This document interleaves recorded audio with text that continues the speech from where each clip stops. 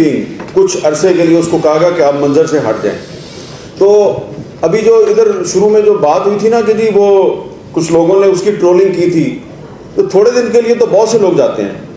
ہم اس چیز کے عینی شاہد ہیں کہ وہ کچھ عرصے کے لیے بہت شدید اصرار پہ تھوڑے عرصے کے لیے کچھ دن کے لیے اس کو کہا گیا تھا کہ آپ منظر سے ہٹ جائیں. اور ابھی یہ 1.5-2 گھنٹے پہلے ایک ڈپلومیٹ جو ہے ویسٹرن ڈپلومیٹ, وہ بھی مجھے یہی بتا رہے تھے. تو میں نے اس کو کہا کہ ہاں آپ صحیح کہتے ہیں, ہمارے ساتھ بھی اس کی یہی بات ہوئی تھی. وہ پاکستان سے نہیں جانا چاہ رہا تھا, لیکن پھر اس کو کہا گیا کہ حکمت کا مظاہرہ کرو, تھوڑے دن کے لیے چلے جاؤ. تو یہاں پہ بڑی بات ہوئی ہے جی, میں زیادہ لمبی بات نہیں کروں گا. ادھر ایک حکمت عملی بنانے کی بات ہوئی ہے کہ اسٹریٹجی کیسے بنائی جائے کہ عرش شریف کو انصاف کیسے دیا جائے. یہاں پہ عمران ریاض صاحب جو ہیں انہوں نے بالکل صحیح کہا کہ سیاستدان جو ہیں وہ تو اس قابل نہیں ہیں کہ وہ صحافیوں کی زندگی کے لیے خطرات بنے, لیکن وہ کبھی کبھی سہولت کار بن جاتے ہیں. تو سیاستدان جو ہے اس میں واقعی جرت تو نہیں ہوتی, لیکن وہ اپنی کمزوری اور بزدلی کی وجہ سے سہولت کار ضرور بن جاتا ہے. تو اس کو سہولت کار نہیں بننا چاہیے. ہمارے یہاں پہ ایک دوست نے بھی بات کی, سلیم صافی صاحب نے, کہ انہوں نے بہت سے نام لیے, بہت سے صحافیوں کے نام لیے کہ اگر ان کے مقدمہ قتل یا ان کی شہادت کی تحقیقات کی جاتی, اس میں ہم اگر اپنی اتحاد کا مظاہرہ کرتے تو شاید عرش شریف کو بھی شہید نہ کیا جاتا. اس حوالے سے بھی میں آپ کو ایک چیز بتانا چاہتا ہوں. جب 2016-17 میں عرش شریف شہید نے اسلام آباد ہائی کورٹ میں ایک پٹیشن دائر کی, اور ان کے وکیل تھے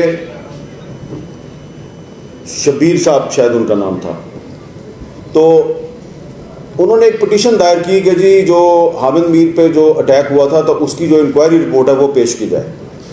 اچھا, اب میں نے جب وہ اخبار میں خبر پڑھی تو عامر مدین کے گھر میں عرش شریف کو ملا. میں نے اس کو کہا یار آپ نے پٹیشن دائر کیا؟ کہتے ہیں ہاں جی کی ہے. تو اب میں نے اس کو پوچھا یار خیریت ہے, آپ نے کیوں پٹیشن دائر؟ اس نے کہا جی کسی بھی کمیشن کا پتہ ہی نہیں چلتا, رپورٹ ہی نہیں آتی, تو کم از کم ایک یہ کمیشن ہے, اس پہ سپریم کورٹ کا چیف جسٹس جو ہے وہ اس کو ہیڈ کر رہا تھا, اس کی سربراہی کر رہا تھا اس کمیشن کی, تو یہ رپورٹ تو آنی چاہیے نا. میں نے کہا چلو ٹھیک ہے. اب میں نے اس وقت سوچا, معذرت سے یہاں پہ ہمارے پی ایف یو جی کی لیڈرشپ بھی موجود ہے, میں نے سوچا یار یہ کام تو پی ایف یو جی کو کرنا چاہیے تھا, یہ عرش شریف کر رہا ہے. لیکن شکر ہے کہ آج عرش شریف کے معاملے پہ پی ایف یو جی خاموش نہیں ہے.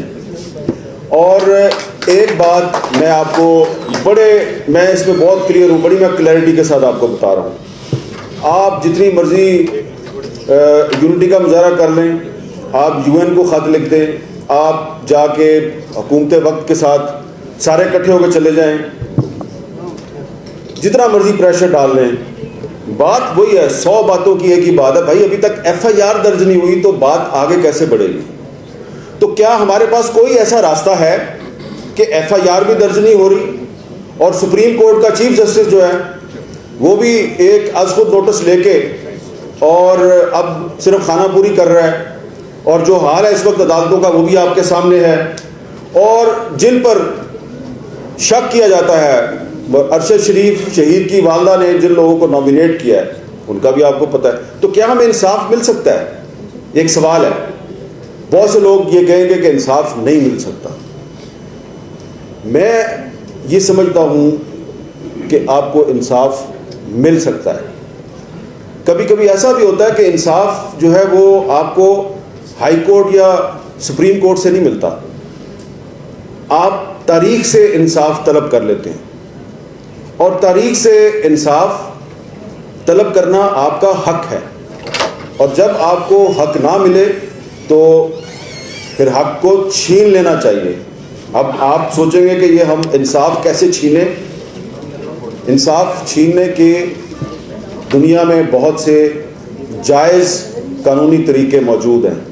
میں آپ کو ایک ایسی تجویز دینے لگا ہوں کہ اس تجویز پہ عمل کرتے ہوئے دنیا میں پچھلے 3-4 سال کے دوران بہت سے صحافی جن کو مختلف ممالک میں ان دی لائن آف ڈیوٹی ان کو قتل کر دیا گیا تو ان کے اہل خانہ نے، ان کے ساتھیوں نے جدوجہد کی، ان کے ملک کی عدالتوں نے ان کو انصاف نہیں دیا.